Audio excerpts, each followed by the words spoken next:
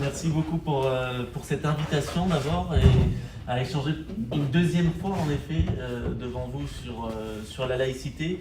Échanger parce que je vais peut-être être quand même plus court que la dernière fois puisque je vous ai déjà beaucoup parlé de laïcité en 2022. Et donc bien sûr il y aura peut-être parfois des redites parce qu'il y a évidemment des choses essentielles à systématiquement rappeler. Mais bien sûr, il y aura des nouveautés. Et puis ensuite, je laisserai un maximum de temps à nos échanges parce qu'il y a beaucoup à dire sur le sujet. Et puis, il y a une actualité qui est assez riche aussi sur le sujet, avec d'ailleurs quelques vraies inquiétudes sur justement le respect ou non de cette loi évoquée de 1905 de séparation des églises et de l'État. Alors, je n'ai pas forcément besoin de compléter ma présentation, si ce n'est pour rappeler le sens de cette invitation peut-être.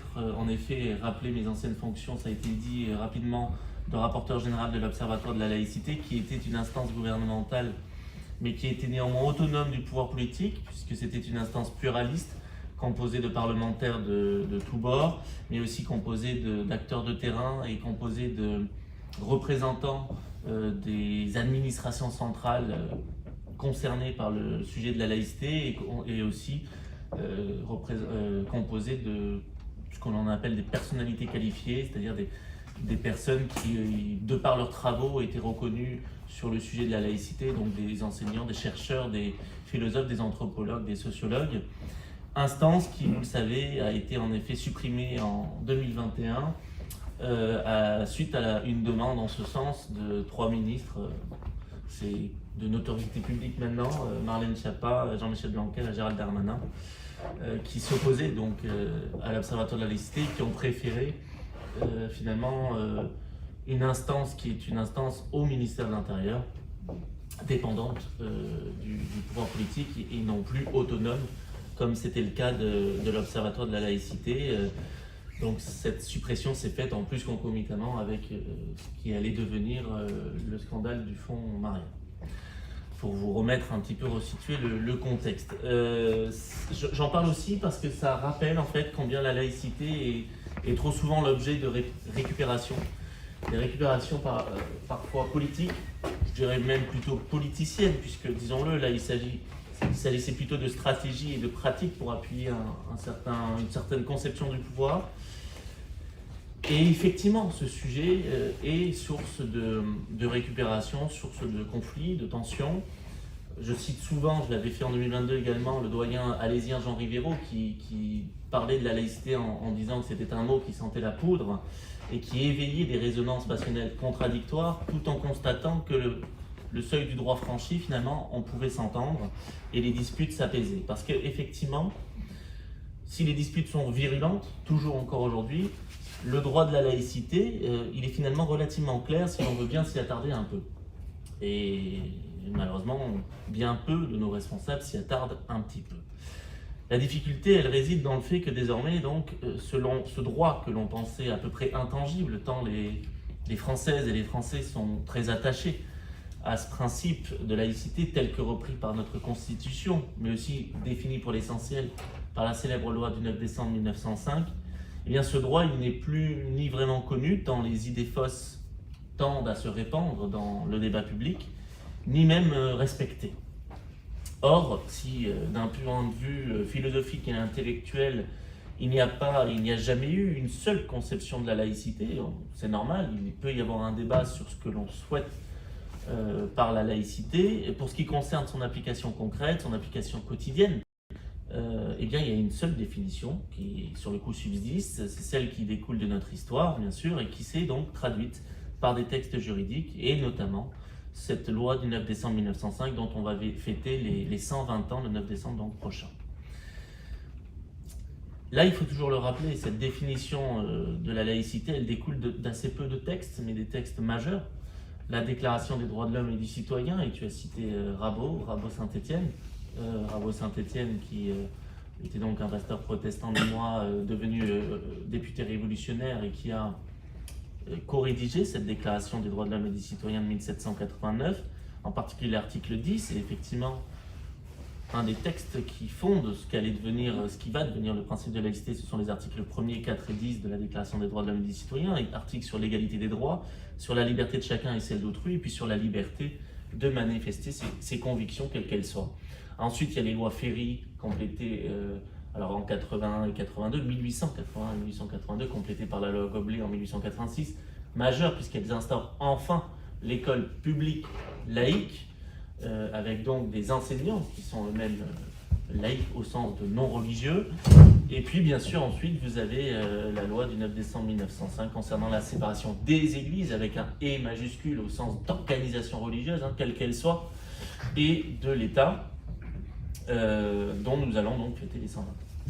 Et puis ensuite, au-delà de ces textes, on le sait, il y a le Conseil d'État qui est là pour régulièrement clarifier ou apporter des précisions. C'est pour ça qu'on le considère comme le régulateur de la laïcité à la française, puisqu'évidemment, il y a toujours des situations nouvelles. Notre société évolue, et donc tout n'est pas écrit dans la loi, évidemment, et donc il y a nécessité d'un examen de chaque cas concret par le juge, et qui va construire une jurisprudence qui elle-même ensuite constituera du droit positif en matière de laïcité. Et puis il y a eu quelques évolutions législatives.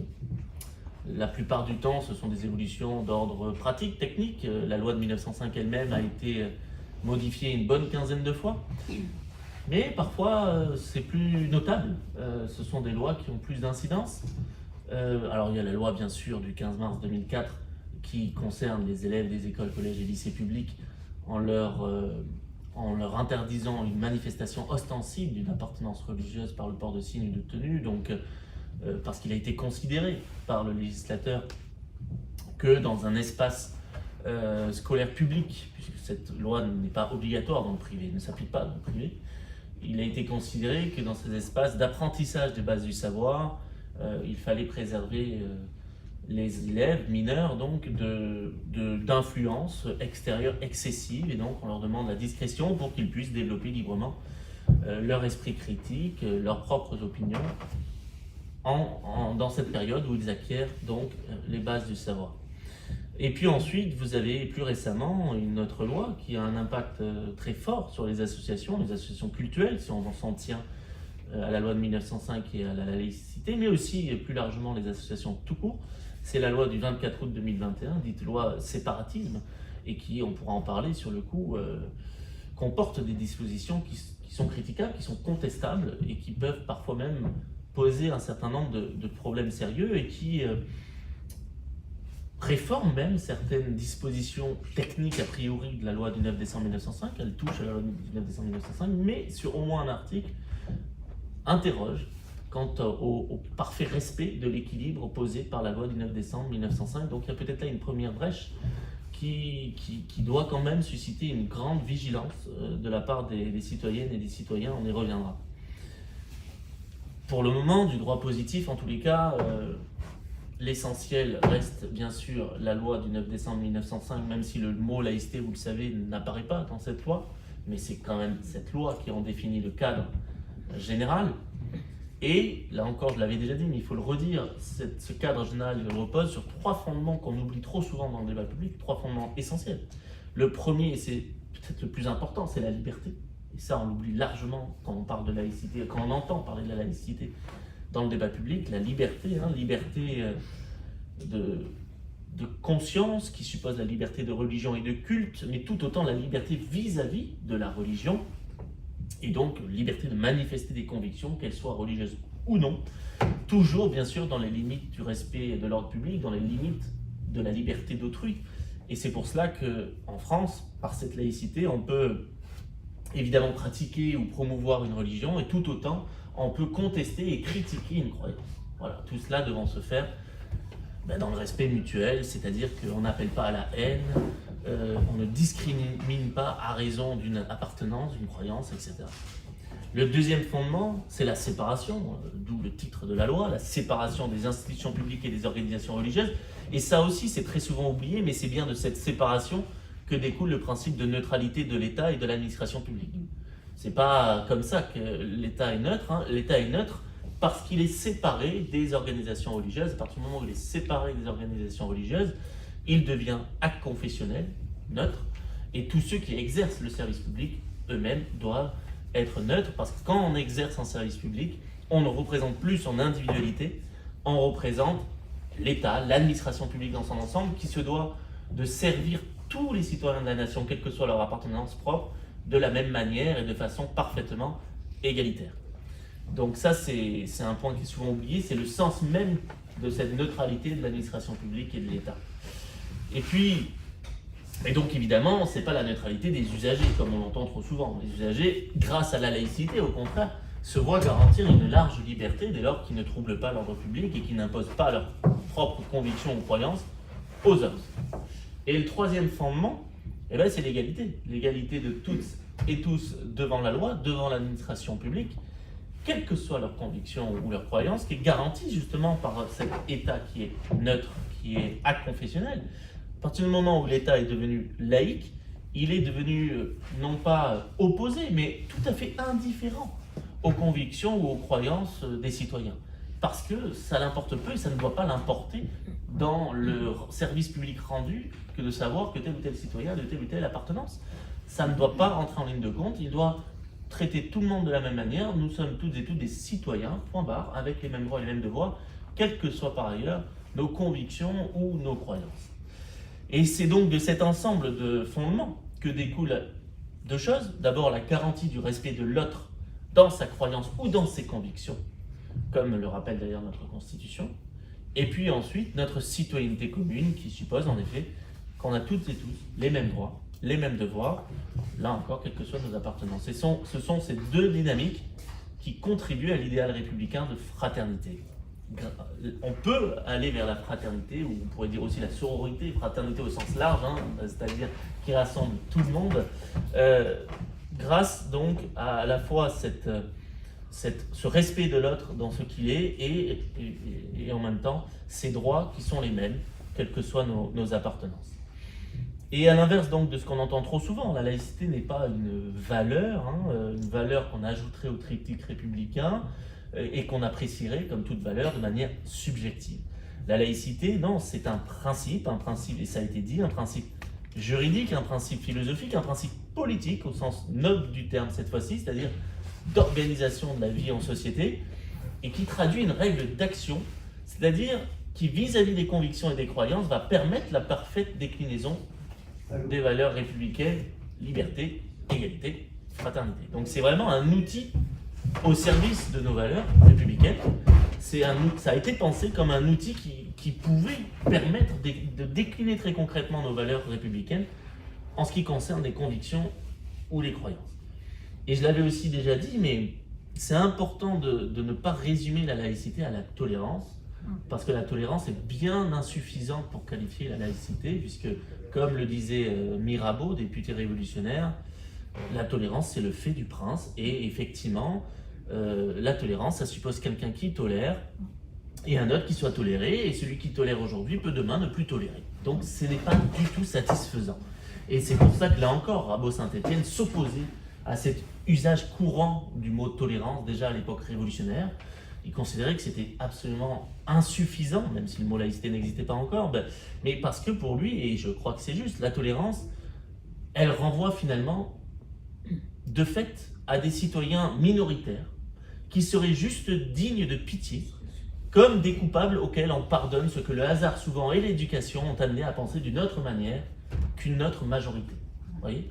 Et ça, c'est donc pas acceptable. Et effectivement, la laïcité va beaucoup plus loin que la tolérance. Et on pourrait peut-être parler de respect, en effet, si on reste sur des termes de cet ordre, de cette nature.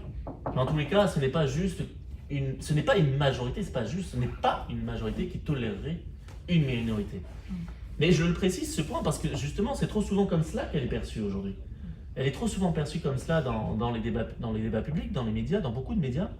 Elle n'est plus comprise comme un formidable outil pour faire ensemble ce qu'elle peut et ce qu'elle doit encore être aujourd'hui, mais elle est très souvent définie comme un simple cadre de tolérance de minorité par une supposée majorité, et qui, elle, majorité, devrait être défendue et promue face à ces minorités. Mais ça, c'est pas la laïcité. Ça peut être plein de choses, ça peut être par exemple la catholaïcité, c'est-à-dire cette notion de de défendre une majorité supposée qui serait d'origine ou de confession catholique et avec toute la culture qui va avec, qui serait hexagonale, blanche et forcément représentative en premier lieu de la France et qui se poserait donc, ou qui devrait être favorisée par rapport à des minorités. Mais ça, ce n'est pas la laïcité. La laïcité, justement, apparaît pour dire non, on n'a pas de majorité, on n'a pas de minorité, on est toutes et tous, quels que soient nos horizons de vie, d'où que l'on vienne, des Françaises et des Français à égalité.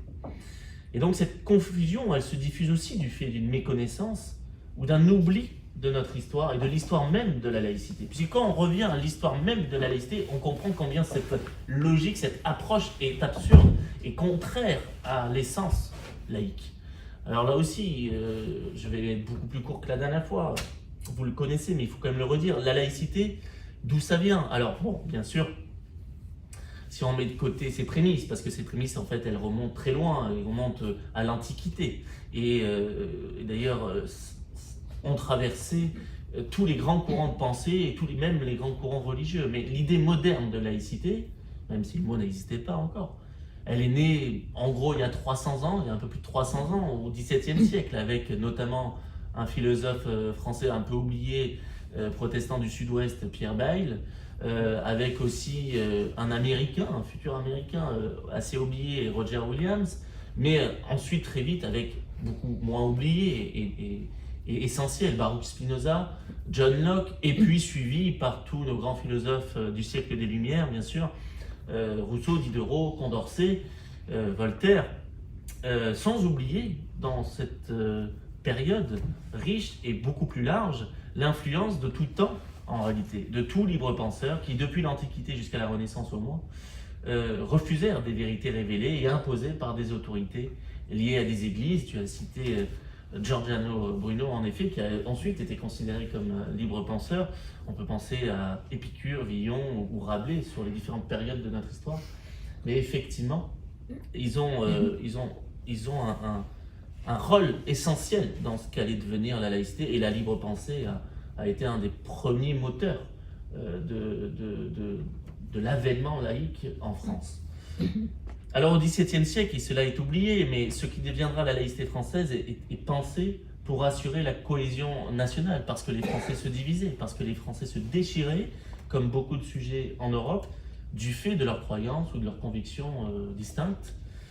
Ici, il y a eu les guerres de religion, bien sûr, qui se sont succédées durant des siècles, avec un pouvoir royal très lié à l'Église catholique, qui s'opposait bien sûr au développement du protestantisme, puisque la réforme était vue comme une révolte contre les dogmes de Rome, mais aussi comme une autonomisation insupportable pour l'Église des individus face aux autorités de l'époque.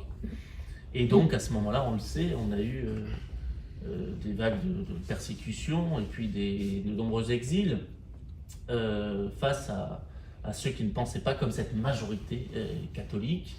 Et puis ensuite, il y a eu des discriminations qui étaient parfaitement légales, qui étaient légalisées. Il était logique de discriminer les sujets et donc de favoriser cette majorité catholique face à tout un tas de minorités, notamment donc les protestants, mais aussi les juifs, les musulmans, les libres penseurs, les rationalistes, etc.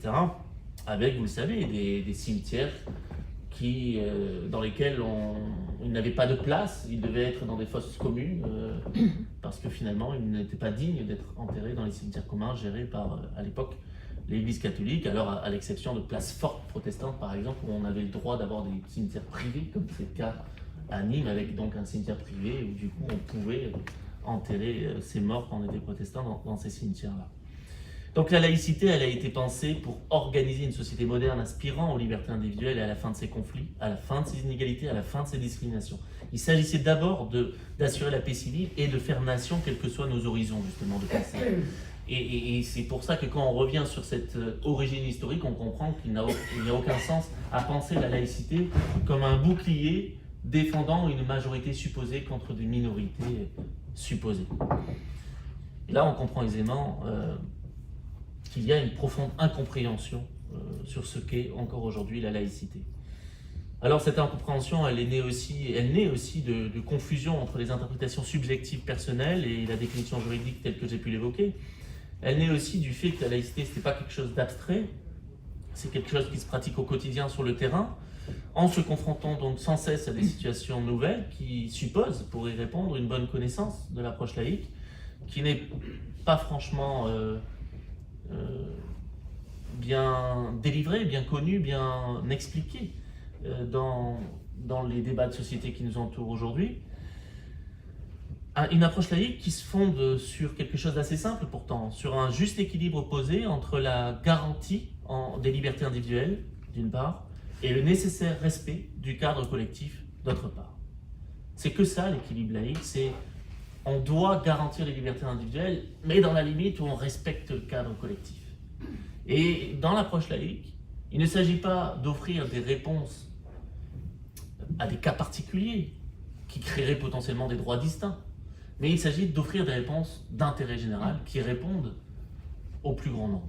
Ça, c'est tout bête, mais quand on a ça en tête, on applique correctement, généralement, la laïcité, et on pourra, si vous voulez, évoquer plein de cas concrets qui permettent de concrétiser, justement, cette approche. Mais c'est justement cet équilibre que certains veulent aujourd'hui, et de manière plus offensive depuis une dizaine d'années, remettre en cause, même s'ils ne l'assument pas pleinement, parce qu'encore aujourd'hui, c'est compliqué de l'assumer pleinement. Parce que s'ils l'assumaient pleinement, en fait, il faudrait qu'ils assument qu'ils s'opposent à la loi de 1905. Et ça, ils ne l'assument pas, généralement. Ils disent même que c'est au nom de la laïcité et de la loi de 1905 qu'il faut de nouvelles lois, notamment d'interdiction. Sans préciser que ces lois nouvelles s'opposeraient frontalement à la loi de 1905.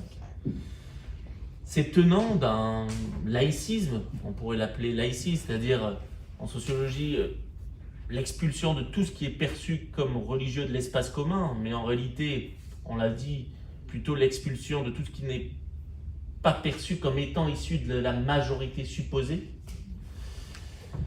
Donc, elle relève d'une vision étriquée et purement hexagonale de la notion d'identité française, en fait. Et ces tenants de cette laïcité identitaire sont en fait dans la logique d'une construction d'une nouvelle laïcité qui déséquilibrerait la balance en faveur du cadre collectif, si je puis dire, et encore non, en faveur du cadre d'une majorité, collectif d'une majorité, et donc non pas de l'ensemble de la société, et en défaveur, bien entendu, des libertés individuelles d'une part, et là sur le coup ça pourrait concerner tout le monde à terme, même la majorité, et d'autre part des minorités évidemment, de ceux qui sont perçus, tout du moins, comme des minorités. Donc la défense de cette vision identitaire, elle se fait sous couvert, très souvent, vous l'entendez aussi, d'un supposé universalisme. Mais en fait, c'en est pas un. L'universalisme qui est mis sans arrêt en avant par ces tenants d'une laïcité identitaire, d'une nouvelle laïcité, en fait, il n'est entendu ici que comme un assimilationnisme pour éteindre tout particularisme culturel, où il faudrait effectivement s'assimiler à cette identité majoritaire qu'on n'a déjà jamais vraiment compris, qu'on n'a jamais vraiment défini, mais bon, on voit à peu près de quoi ils veulent parler. Outre la perversion donc, du concept d'universalisme, les tenants de cette logique laïciste révèlent en fait leur refus de la France des Lumières pour préférer la France de l'Ancien Régime, la France de l'ordre social conservateur. Parce que si cette dernière s'appuyait en effet sur une culture dominante, souvent en effet liée à l'Église catholique, bien que beaucoup de catholiques ne sont pas d'accord avec cette vision, si cette dernière s'appuyait sur une vision ethnocentrée, en revanche la France des Lumières, puis la France révolutionnaire, elle s'appuie d'abord sur un socle de valeurs, celle de la Déclaration des droits de l'homme et du citoyen, celles qui seront inscrites ensuite sur les frontons de nos mairies, mais aussi donc s'appuie sur un véritable universalisme sur le coup, celui qui fait que la France peut parler au monde parce qu'elle s'accepte dans sa pluralité, elle s'est elle-même construite en réalité d'apports du monde entier, et parce qu'elle est elle-même, de par sa simple géographie, encore aujourd'hui présente tout autour du globe. Et donc, c'est cette France-là qui a créé la laïcité en fait d'aujourd'hui. C'est cette France qui accepte cette pluralité et qui fait de cette diversité une richesse, une force, et qui donc considère tous ses concitoyens, tous ses citoyens de la même manière, d'où qu'ils viennent, quelle que soit sa conviction ou sa croyance. À partir du moment, la seule condition, si je puis dire, c'est qu'ils partagent des valeurs communes, et ces valeurs communes, ben voilà, ce sont celles de la Déclaration des droits de l'homme et des citoyens. Les révolutionnaires considéraient qu'étaient français ceux qui partageaient ces valeurs, point barre, d'où qu'ils viennent, qu'ils soient d'origine espagnole, italienne, qu'importe. Ils étaient français à partir du moment où ils défendaient ce pacte révolutionnaire. Alors la question posée pour cette conférence était de savoir si la laïcité avait encore un rôle à jouer. Dès lors que l'on en reste à la définition de la laïcité telle que résultant des textes que j'ai précités, en particulier la loi du 9 décembre 1905, pour moi la réponse ne fait aucun doute, c'est oui bien sûr, et plus encore peut-être aujourd'hui qu'il y a 40 ans. Plus encore en fait dans une époque de troubles, de désordre, où les individus justement sont très souvent renvoyés à leurs seules conditions, et où tout collectif qui ne s'inscrit pas dans une norme majoritaire telle que dépeinte dans le débat public peut être vu comme suspect. Le principe de laïcité, celui qui est au cœur donc, de la loi de 1905, c'est un principe qui est devenu de valeur constitutionnelle juridiquement, qui est désormais même défini par le Conseil constitutionnel en grande partie, notamment dans une décision de 2013. Donc a priori, et c'est heureux, le Conseil constitutionnel ne pourrait que censurer toute disposition législative nouvelle qui remettrait en cause le principe de séparation, donc séparation entre l'administration publique et les organisations religieuses, qui remettrait en cause la liberté de conscience et sa libre expression dès lors que l'ordre public n'est pas remis en question, et qui remettrait en cause l'égalité de toutes et tous devant la loi, quelle que soit leur conviction ou leur croyance. Donc c'est un garde-fou. Il reste que l'évolution de la composition du Conseil constitutionnel pourrait demain le rendre beaucoup moins regardant. On le voit aux États-Unis avec l'évolution de la jurisprudence américaine, avec la Cour suprême, qui change totalement la donne. On pourra en reparler, mais étonnamment, parce que ça n'apparaît pas a priori, puisque les États-Unis sont une société extrêmement religieuse et très peu sécularisée, l'État lui-même, en revanche, est laïque, puisque l'État américain, fédéral, est séparé des religions depuis le premier amendement de 1791, et la Constitution le notifie d'ailleurs. Et je l'avais déjà dit, mais c'est pour ça notamment qu'il n'y a pas de subvention possible aux États-Unis pour le moment des écoles privées confessionnelles. Ce qu'on fait nous largement en France. Mais soyez-en sûrs, à la fin du mandat Trump, ce ne sera plus le cas. Il y a déjà une remise en question de la laïcité américaine par différentes décisions de la Cour suprême, que je pourrais citer comme ça, mais qui déjà ouvrent des brèches à cette séparation qui est pourtant majeure. C'est le mur de séparation de Thomas Jefferson, qui est majeur aux États-Unis. Et donc on voit bien que ces cours suprêmes qui sont censés être des garde-fous, si la composition en est complètement révolutionnée, et si la composition ne penche que d'un côté, ce ne sont plus des garde-fous. Au contraire, ce sont des cours qui peuvent finalement accepter des atteintes évidentes a priori, qui apparaîtraient évidentes à nos valeurs et à nos principes de valeurs constitutionnelles. Et puis, à ce stade, ce qui se produit, c'est d'ores et déjà, je le disais, des évolutions législatives à minima sur des aspects techniques et pratiques. Alors c'est notamment ce qui s'est déjà passé dans le passé aussi, avec les lois et décrets Astier, Poiseau, Chapuis, les lois Marie et Barranger, les lois Debré, la loi Debré, qui ont permis ce large subventionnement public des écoles privées confessionnelles, ce qui, je le rappelle, jusqu'aux années 50 était tout à fait impossible. Depuis la loi de 1905, il n'y avait pas de possibilité de subvention des écoles privées confessionnelles. Il y a eu quelques exceptions de subventions faites par les conseils départementaux dans des régions très religieuses, la plus souvent cassées par le Conseil d'État à l'époque. Et puis, avec ces nouvelles lois, finalement, on a institutionnalisé ce subventionnement public des écoles privées confessionnelles. Et finalement, on organise encore, pour moi ça m'interroge évidemment, un système concurrent au système de l'État. L'État organise sa propre concurrence à son système éducatif.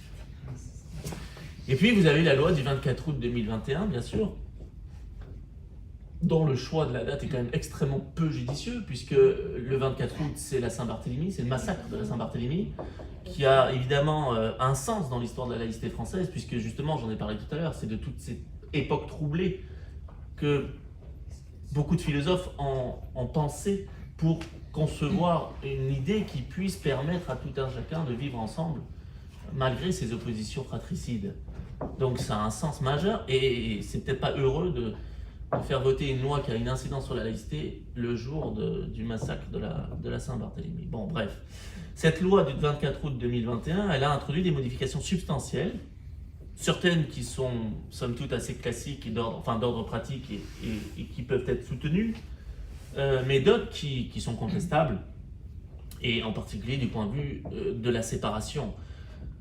Par exemple, c'est rescrit pour les associations cultuelles tous les 5 ans devant le préfet pour être sûr que le préfet accepte de reconnaître l'association comme étant cultuelle. Alors qu'a priori, ce n'est pas au préfet de qualifier si l'association est bien cultuelle comme il faut dans les normes ou pas. Et donc là, ça pose question sur le principe de séparation. Il y a des conditions objectives qui étaient déjà connues sur l'exercice public d'un culte, défini par le Conseil d'État. Il n'y avait pas besoin d'aller plus loin, et sûrement pas donc d'en passer par la case préfet tous les 5 ans.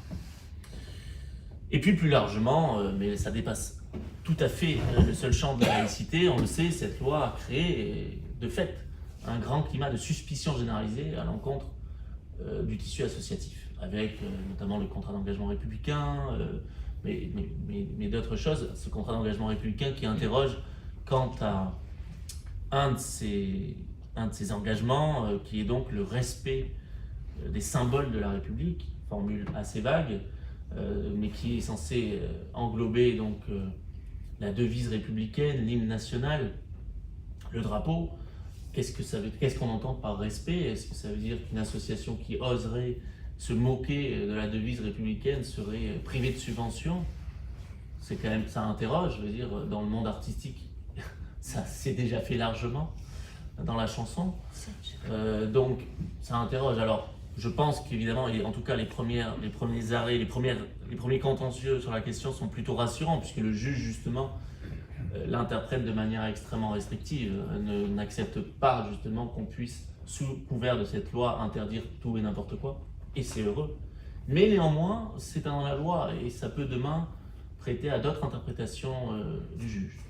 Et donc c'est sans doute un problème. Et puis le contexte des attentats terroristes a également fait évoluer la manière de traiter de la laïcité, notamment à l'école d'ailleurs. Si avant même ces attentats, l'Observatoire de la laïcité avait alerté sur l'urgence de mieux accompagner, de mieux former les enseignants, puis les élèves à la laïcité, on l'avait fait dès 2013, mais aussi pour éviter la ségrégation scolaire et ses conséquences en termes justement de séparatisme sur le coup. Et bien les attentats ont donné lieu à une nouvelle orientation, on le sait. Dans les faits, et à partir de 2017 en particulier, ce sont surtout des mesures cosmétiques et donnant une image de fermeté qui ont été prises. Par exemple, avec l'annonce de la publication des atteintes à la laïcité, sans que celle-ci ne soit définie d'ailleurs, et sans que, pour les éviter, les formations à la laïcité, initiales et continues, ne soient, elles, véritablement renforcées. Au contraire, les formations initiales et continues des enseignants ont chuté à ce moment-là, alors même qu'on avait un ministre qui mettait sans arrêt en avant la laïcité.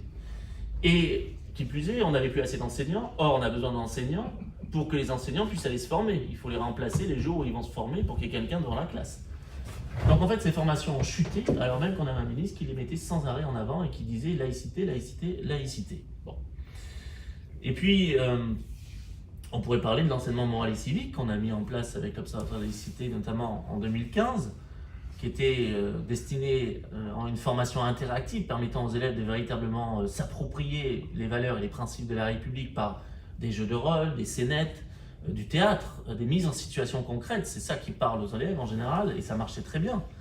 Eh bien, cette EMC a été réformée, là encore, sous Jean-Michel Blanquer, pour revenir à quelque chose de beaucoup plus vertical, comme l'était l'instruction civique qu'on a tous connue, et qui franchement n'est quand même pas révolutionnaire, et ne permettait pas véritablement de faire saisir ces principes et ces valeurs de la République aux plus jeunes.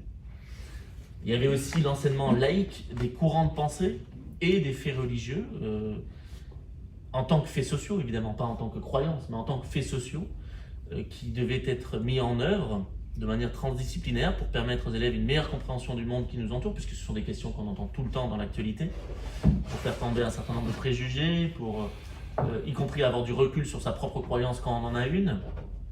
Mais cet axe de travail, là encore, a été purement et simplement abandonné en 2018, de peur, disaient certains, je ne les citerai pas, membres de la majorité d'alors, de trop parler d'islam en classe. Bon, très bien.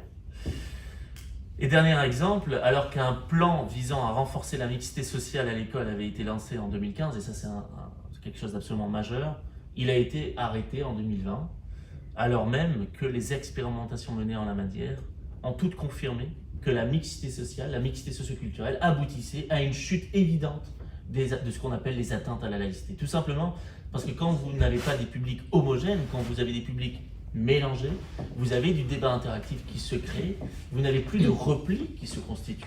Alors que quand vous avez des publics homogènes, vous avez des pressions ou des replis évidemment communautaires qui s'opèrent, c'est somme toute extrêmement logique.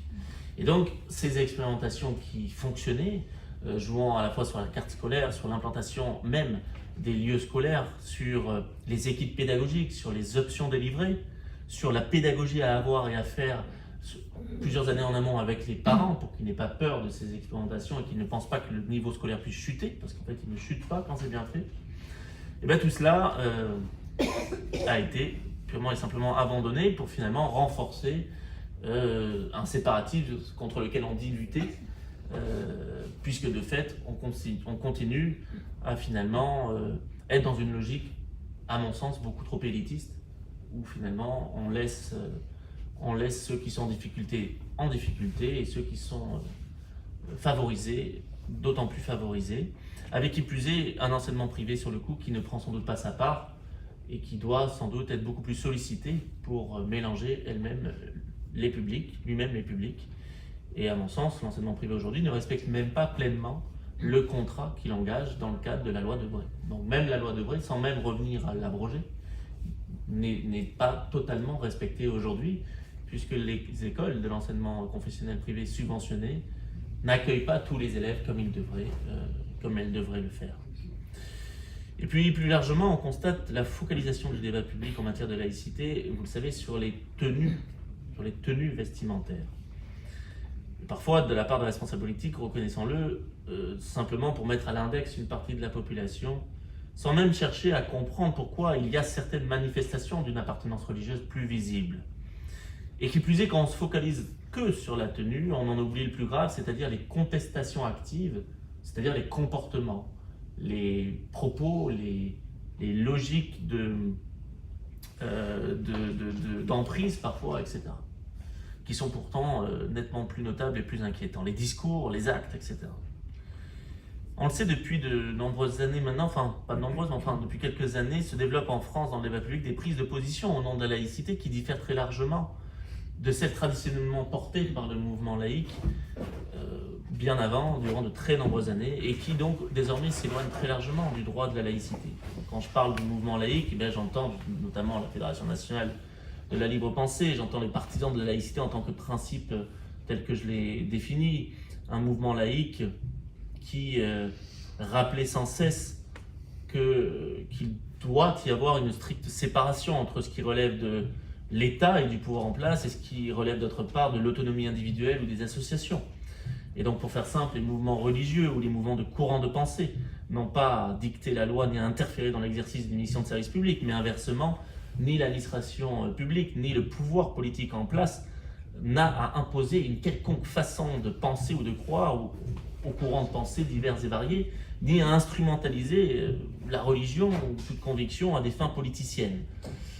Et de façon plus spécifique pour armer la raison des futurs citoyens, ce mouvement laïque a toujours soutenu l'école publique laïque, notamment face, je le disais, à ce large subventionnement public. Ce mouvement laïque, il s'est toujours mobilisé pour défendre une réalisation effective et pleine de la laïcité par le traitement de la question sociale.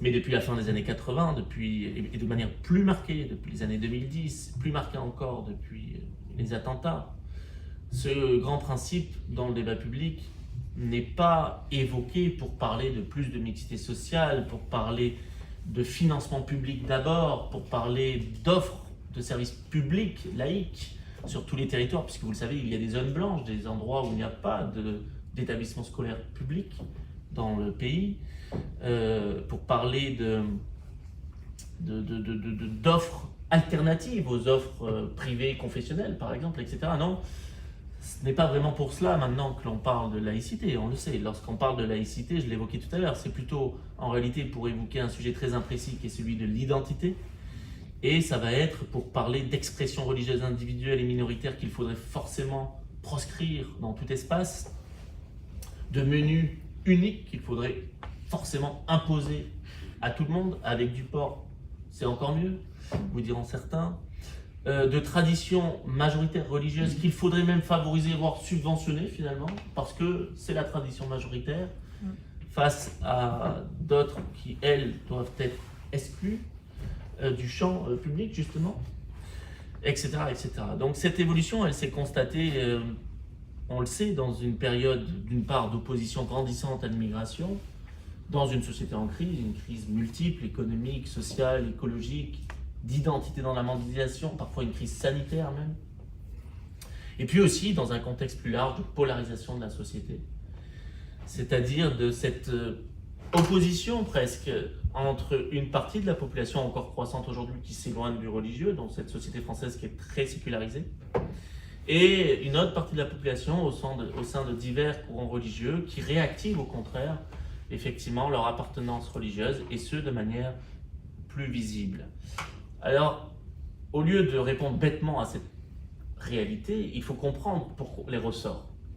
Et effectivement, il y a un recours à la religion, plus qu'un retour à la religion. Je dirais un recours à la religion en ce sens où pour le moment il n'y a pas plus de croyants qu'il n'y en avait hier. Mais en tout cas, il y a un recours effectivement à la religion chez certains, et qui donc vont l'afficher plus nettement, et qui donc vont avoir recours plus souvent à des courants religieux plus marqués, plus conservateurs.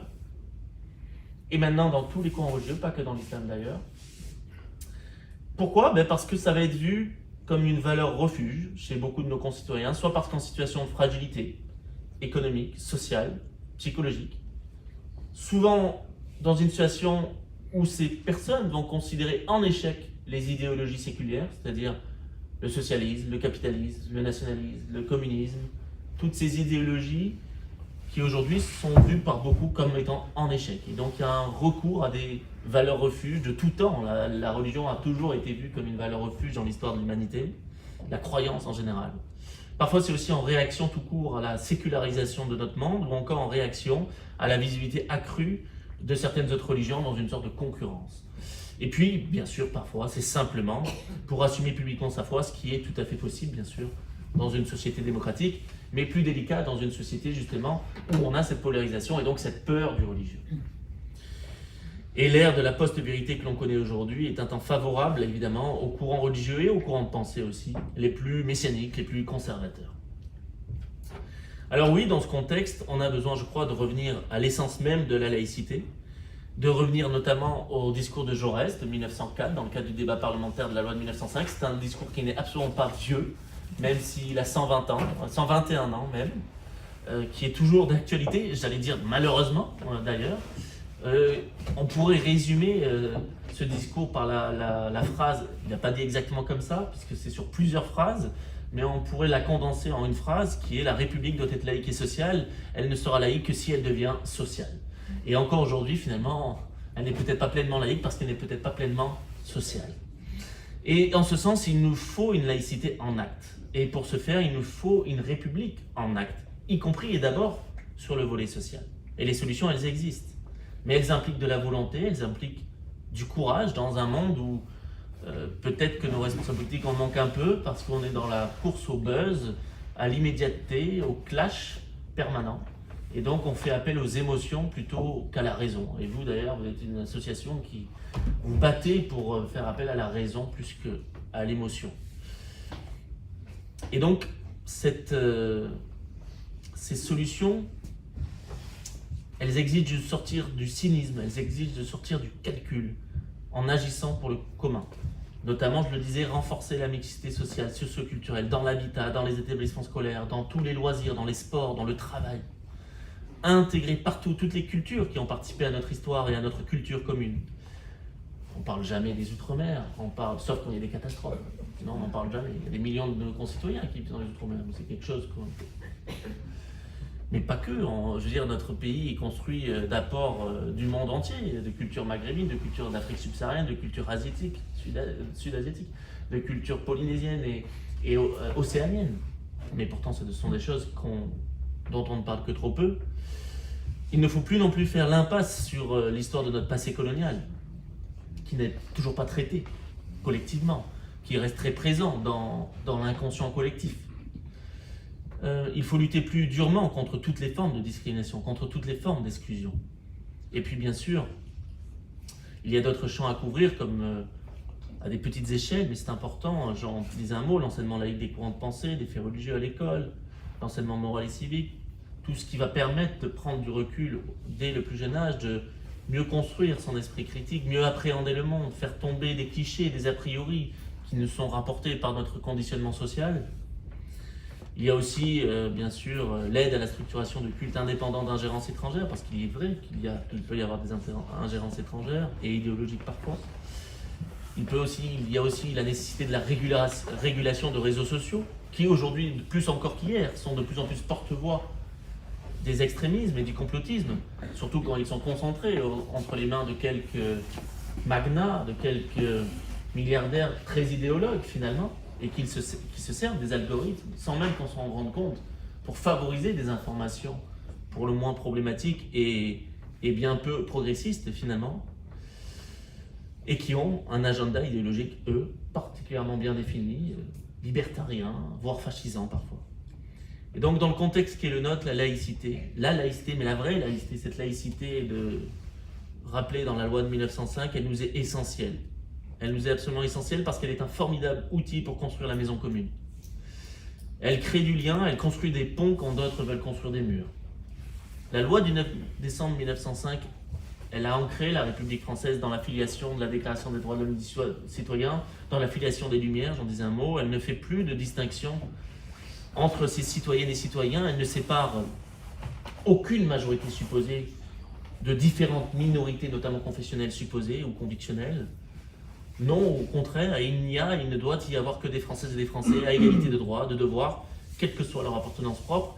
Et quand on dit cela, on ne nie pas notre histoire, on ne nie pas les influences plus ou moins fortes qui ont façonné notre pays.